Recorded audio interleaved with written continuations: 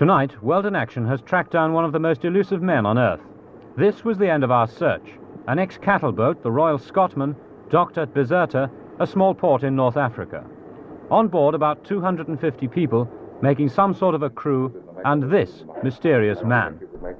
The local ice cream man thought he was a great scientist looking for insects. Everybody seems to think he's a millionaire. These are no ordinary seamen. Their allegiance and devotion to the mysterious man is total. To them, he is my Commodore. The man is L. Ron Hubbard, charmer, science fiction writer and showman, the creator of Scientology and the man who's pushing it into its new, more militant phase.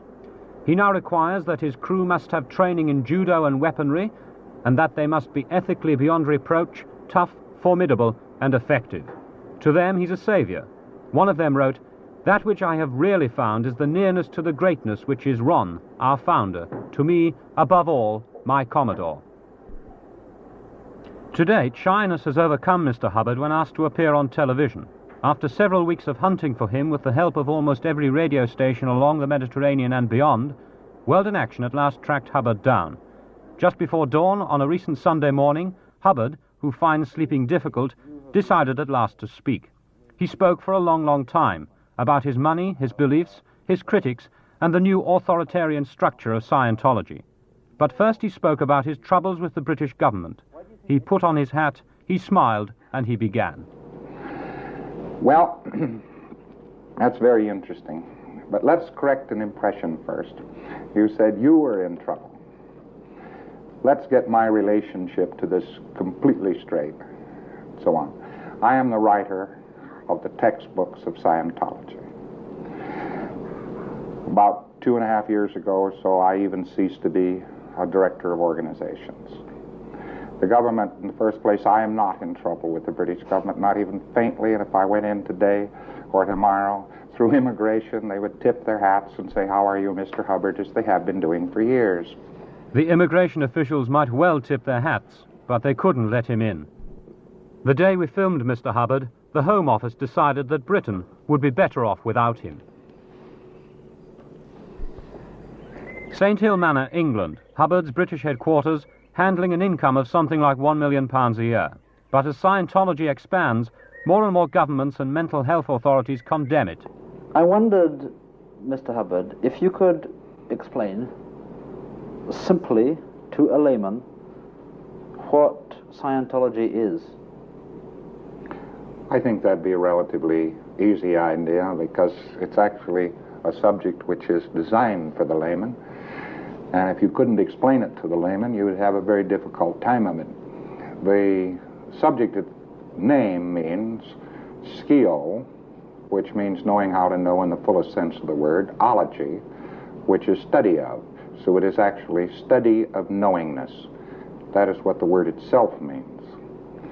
The subject, to me, that doesn't mean very much. I didn't understand that. I mean, what does it do for you, in theory? It increases one's knowingness.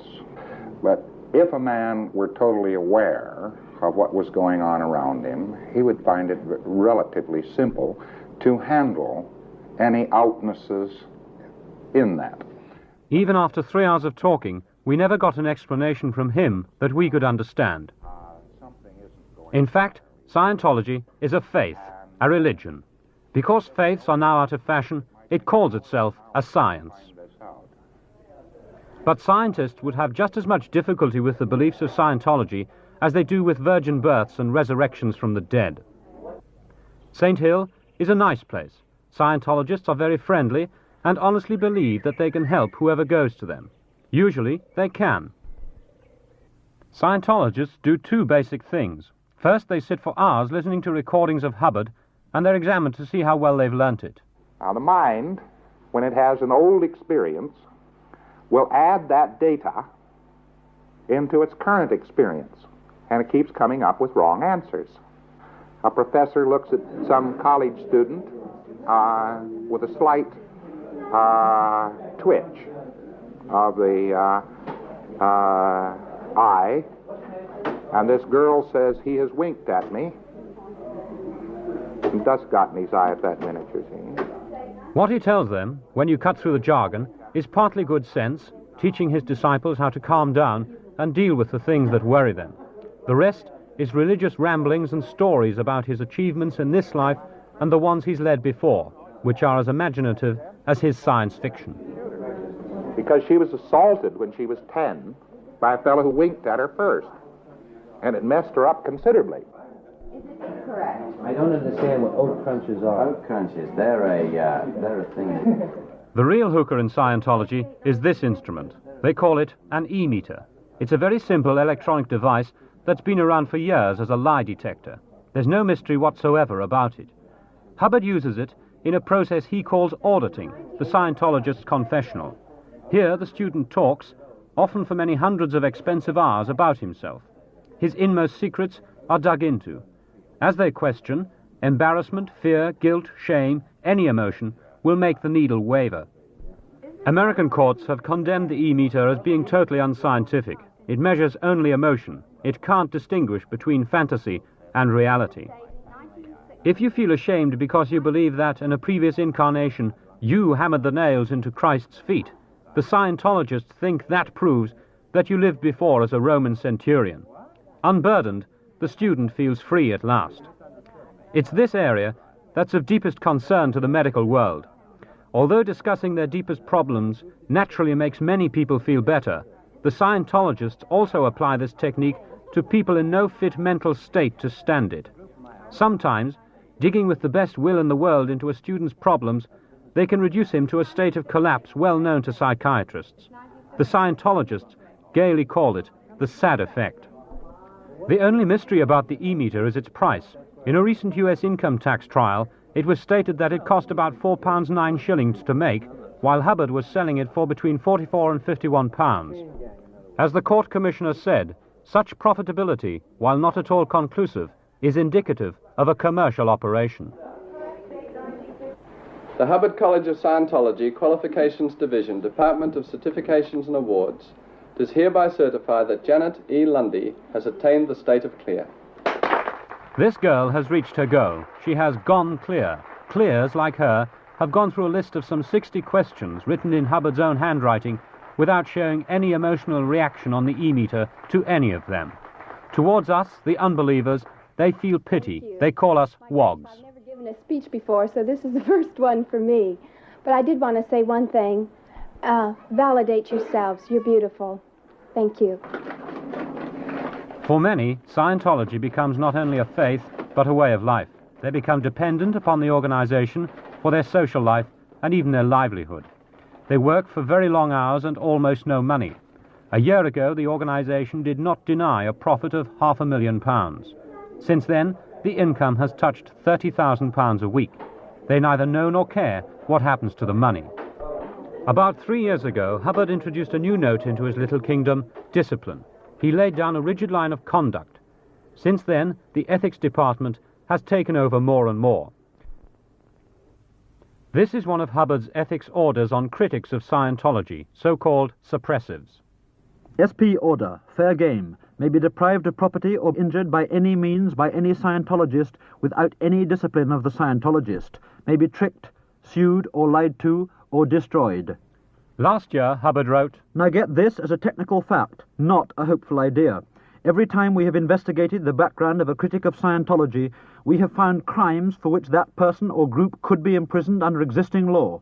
We do not find critics of Scientology who do not have criminal pasts. Over and over we prove this. Politician A stands up on his hind legs in a parliament and brays for a condemnation of Scientology. When we look him over, we find crimes, embezzled funds, moral lapses, a thirst for young boys, sordid stuff. Wife B howls at her husband for attending a Scientology group. We look her up and find she had a baby he didn't know about. Most recently, Hubbard wrote this of a group of people who defended against the ethics department. They are declared enemies of mankind, the planet, and all life. They are fair game. No amnesty may ever cover them. The Criminals Prosecution Bureau is to find any and all crimes in their pasts and have them brought to court and prison.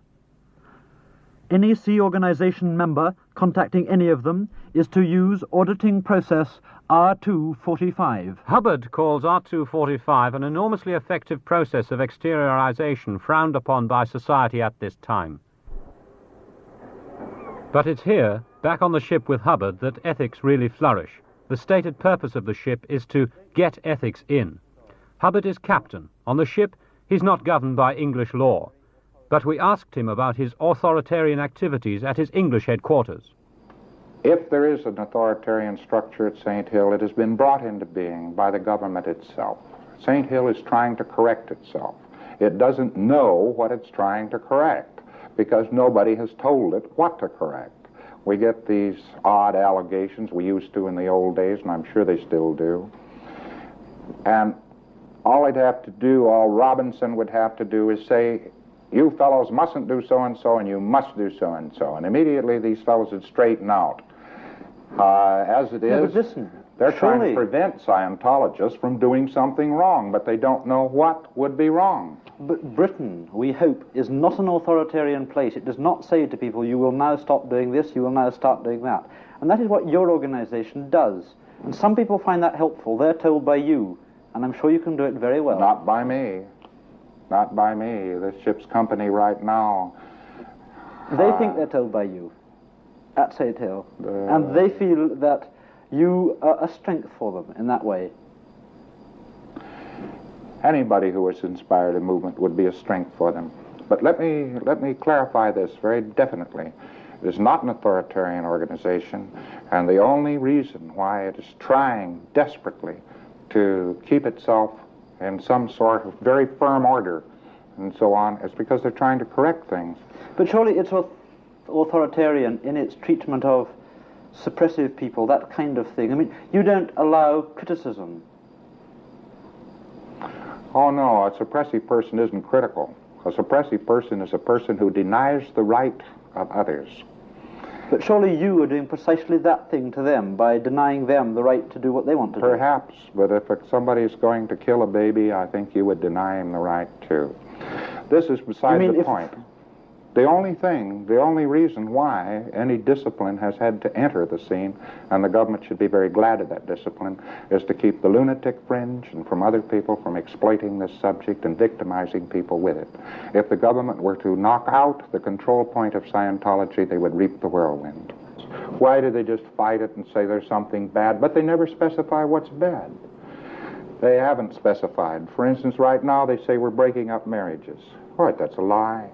As a matter of fact, they're saying that at the moment when you've got this book, which was just about to go on the press, is How to Save Your Marriage, because it contains thousands of successful marriages. How many times have you been married? How many times have I been married? I've been married twice.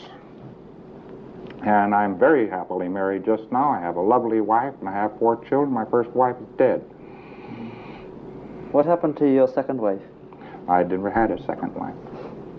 What Hubbard said happens to be untrue. It's an unimportant detail, but he's had 3 wives. He did have a second wife, Sarah Northrop Hubbard, from whom he was divorced on the 12th of June 1951. He has at least 3 other children. What is important is that his followers were there as he lied. But no matter what the evidence, they don't believe it.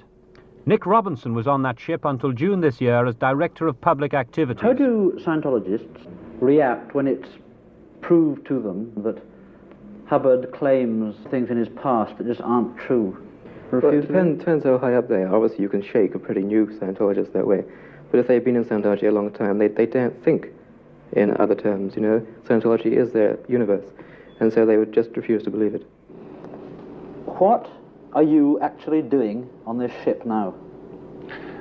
I am studying ancient civilizations, trying to find what happened to them, finding out why they went into a decline, why they died. This studying, I mean, what do you do? How do you do it? I have sent out several people to look over areas and so on. They come back, they tell me what they are. I go out to the important ones.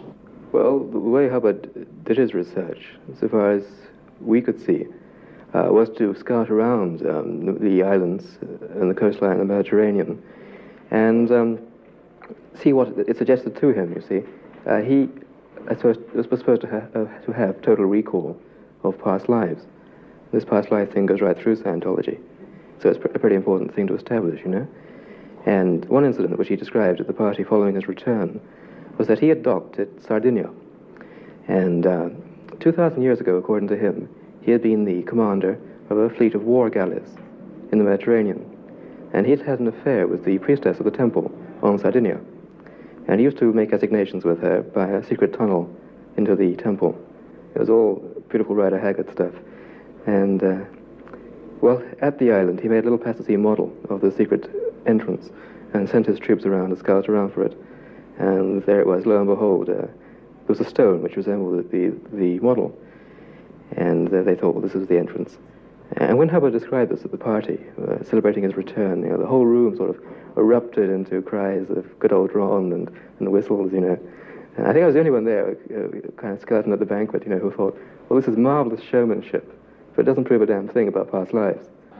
Do you believe that you have lived before? Now, to answer that question is be very unfair. Scientologists believe they've lived before, though, don't they? Oh, yes. As a matter of fact, it's quite interesting that exercises can be conducted which demonstrate conclusively that there are memories which exist prior to this life. This is a drill. This is a drill. Fire. Fire. Fire on the boot deck. These are some of the faithful at fire drill, one of the few things we were able to film before they got angry. One crew member wrote a letter published in the ship's magazine.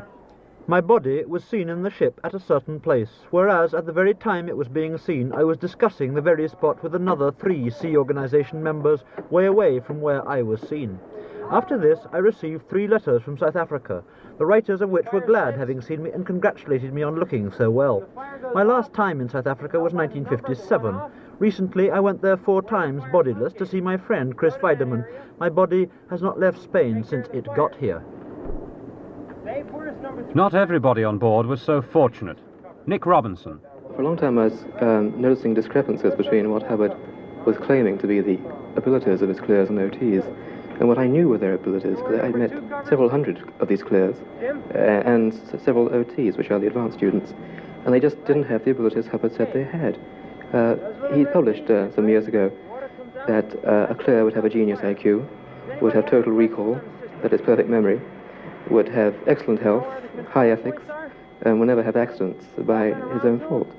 Now, I found incidents to refute every single one of those claims. In fact, I never found a clear who lives up to the entire formula.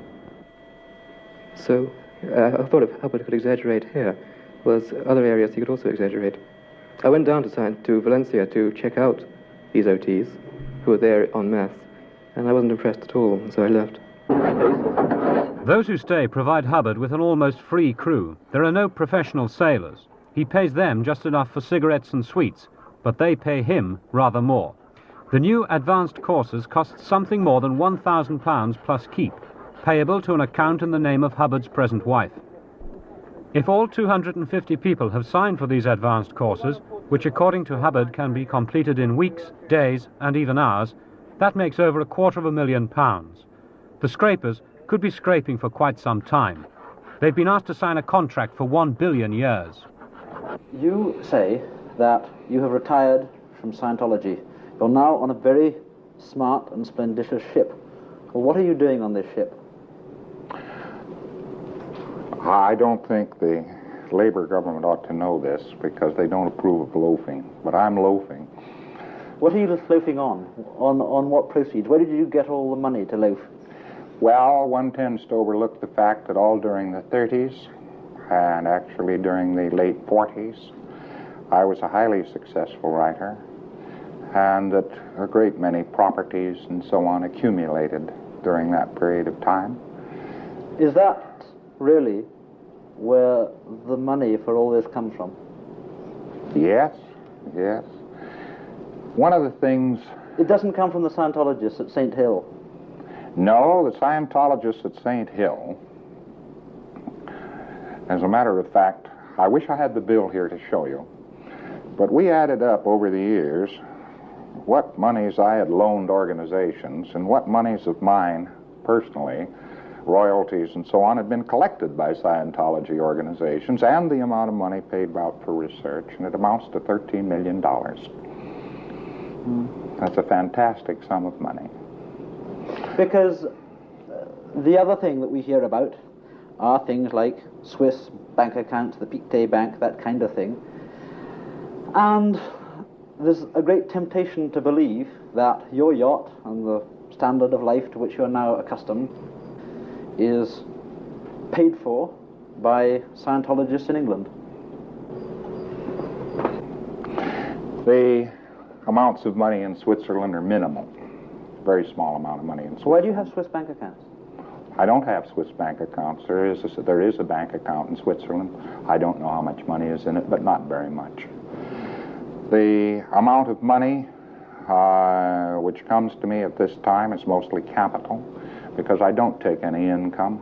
These days, in days of income tax, it's almost impossible to take any income. So your capital, that did come from the Scientologists? No. No, the Scientologists and so on, actually, it's what I tell you is quite true. Yes, but the only problem I have with that sum is you haven't told me where the money does come from, where the obviously very large sums of money that you have. Well, there were very, very large sums of money that I made when I was very young. 15 million published words and a great many successful movies don't make nothing. Hubbard's finances are almost impossible to unravel, but in the pre-boom days of Scientology, from 55 to 59, he and his immediate family got at least $154,971, plus a percentage, usually 10, of the gross income of all other Scientology organizations. If he still gets 10% from St. Hill alone, that's roughly £100,000 a year. And he doesn't deny selling his name to the organization for £100,000, but says he never got the money. Well, people don't talk about how Hubbard gets his money. You know, they all assume that the handouts tell them that he used to be a millionaire himself before Scientology. And it's not an area which it's safe, really, to look into. Hubbard claims that he is well out of Scientology. Was that your impression? He really is in charge all the way. And he receives telexes every day from his organizations all over the world, especially St. Hill in England. And he sends telexes to St. Hill, giving them instructions and so on. So he really is involved. Don't you wake up sometimes in the middle of the night and think to yourself, well, I've been on this ship with a whole lot of Scientologists who believe I'm fantastic, and I've been here for a whole year and not seen anybody else, and I wish to hell I could go away from them? Well, I haven't been here a whole year, you know. I've been out associating with Arabs and all kinds of people, and one of the ways you learn about life is to associate with people. And but you don't. You only associate with Scientologists. Perfectly happy to associate with anybody. The whole point about it is they don't believe I'm fantastic if you saw the number of times they don't follow my orders. Well, they probably disobey his orders in the Sea Org because a lot of the crew so far have been completely incompetent. They haven't been able to obey his orders. In fact, we've had accidents and so on due to that. But on board the ship, he's a kind of Jesus Christ come Buddha, you know, all rolled into one. I mean, his busts and photographs are everywhere. He just is God. You say that Scientology is a science. Now, it seems to me that Scientologists believe quite a lot of things which would be scientifically unacceptable, and that therefore Scientology isn't a science at all. It's a faith, like flying saucers are a faith.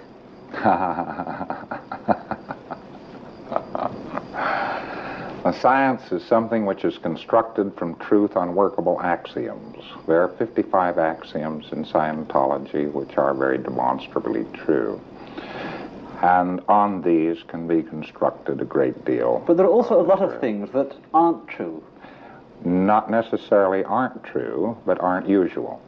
They found something that works, you know, in a kind of psychological wilderness elsewhere. And they've also been fired with a tremendous ambition, because there's nothing too ambitious for Scientology. They seriously hope to eventually take over the galaxy. You think that you're okay, yeah? Well, I don't know that I'm okay any more than anybody else is okay, but I at least live a happy life and a very full one. I have a happy marriage, and my kids are all cheerful, and nobody's finding any fault with me personally. Do you ever think that you might be quite mad? Oh, yes. The one man in the world who never believes he's mad is a madman.